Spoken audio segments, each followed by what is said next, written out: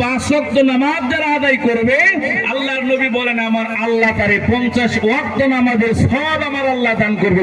সুবহানাল্লাহ। আমরা আমল করার বেলায় কম, কিন্তু প্রতিদান পাই আল্লাহর কাছ থেকে অনেক বেশি। আল্লাহ রাব্বুল আলামিন কই মাসটা আমার হওয়ার কারণ কেমন হবে? জিবরাইল আলাইহিস সালাতু ওয়াস সালামের আল্লাহ রাব্বুল আলামিন বুরাক দিয়া পাঠাইলেন, মক্কার জমিনে বুরাক দিয়া পাঠাইলেন। জিবরাইল এসে ডাক দিয়ে কই ইয়া রাসূলুল্লাহ, আল্লাহ রাব্বুল আলামিন আজকে রাতে পাঠাইলো আপনাকে আল্লাহর বাড়িতে দাওয়াত করে নেওয়ার জন্য। দাওয়াত দিয়েছে, আপনি কবুল করেন, আল্লাহর বাড়িতে যাবেন। আল্লাহ রাব্বুল আলামিন কোরআনুল কারীমে বলমান, অবিশ্বাস করবেন ইমানটা খারিজ হয়ে যাবে, অবিশ্বাস করবেন ইমাম থেকে বাইরে হয়ে যেতে হবে। আল্লাহর কোরআনের একটা হরফ, আল্লাহর কোরআনের একটা হরকত, আল্লাহর কোরআনের একটা আয়াত যদি সম্পর্কে বিন্দু পরিমাণ কি অন্তর দিয়ে খালি সন্দেহ করে, বাজান আমার, তার ঈমান থাকবে না। আল্লাহর কোরআন সত্য, আল্লাহর বাণী সত্য, একেবারে পারফেক্ট। সূরা বনী ইসরাঈলের মধ্যে আল্লাহ রাব্বুল আলামিন কয় সুবহানাল্লাযী আসরা বিআবদিহি লাইলাম মিনাল মাসজিদিল হারামি ইলাল মাসজিদিল আকসা। আল্লাহ বলেন আমার হাবিবুল্লাহ রে মসজিদে হারাম থেকে সফর করাইয়া বাইতুল মুকাদ্দাসে নিলাম, মসজিদে আকসাতে নিলাম, নিয়ে ওই মসজিদে আকসায় 1 লক্ষ মতান্তরে 2,24,000 নবী এবং রাসূল এই বাইতুল মুকাদ্দাসের মধ্যে সবাইরে নিয়ে আমার নবী নামাজ আদায় করলেন।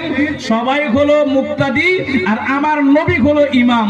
আল্লাহ বলেন সবার ইমাম হওয়ার কারণে আজকে থেকে আপনার টাইটেল, আজকে থেকে আপনার লকব হতে সাইয়্যিদুল মুরসালিন। সুবহানাল্লাহ। সমস্ত নবীগণের সর্দার আপনি, সমস্ত নবীগণের সর্দার, আপনাকে সাইয়্যিদুল মুরসালিন উপাধি আমি আল্লাহ রাব্বুল আলামিন দিলাম। এটা হচ্ছে দুনিয়ার জমিনের সফর। এরপরে হযরত জিবরাইল আলাইহিস সালাতু ওয়াস সালাম এবার বুরাকটা চালায় দিলেন। একটা লাফে, বুরাকের গতি হলো বিদ্যুতের গতির মতো, বুরাকের গতি। একটা লাফ দিলেন, প্রথম দুনিয়ার জমিন থেকে এক লাফ দিয়ে প্রথম আসমানে বুরাক, দ্বিতীয় আসমানে গেলেন, তৃতীয় আসমানে গেলেন। একেবারে সংক্ষেপ বলছি, তারপরে আমার আলোচনায় ঢুকবো। চতুর্থ, পঞ্চম, ষষ্ঠ, সপ্তম, একেবারে সিদরাতুল মুনতাহা যাকে বলা হয়, বর্ডার এলাকা, যে এলাকায় আল্লাহর রহমত ছাড়া আর কেউ পার হতে পারে না। এই সিদরাতুল মুনতাহায় যায়া জিবরাইল আলাইহিস সালাম নবীরে ডাক দিয়ে কয় ইয়া রাসূলুল্লাহ, এটাই হচ্ছে বর্ডার এলাকা, এর বাহিরে যাওয়া আমি জিবরাইলের পক্ষে সম্ভব নয়। কোন বাকি জগৎটা হচ্ছে আল্লাহর নূরের জগৎ। এই বর্ডার থেকে আমি পাস হওয়া মাত্র আমি আল্লাহর নূরের তাজাল্লিতে পুরে আমি একেবারে সারখার হয়ে যাব, নিজের আর রক্ষা করা সম্ভব নয়। আল্লাহর নবী বলেন জিবরাইল, যেই জায়গায় তুমি জিবরাইলের মেরাজ শেষ, এই জায়গা থেকে আমি নবীর মেরাজ শুরু হইল। বলেন সুবহানাল্লাহ।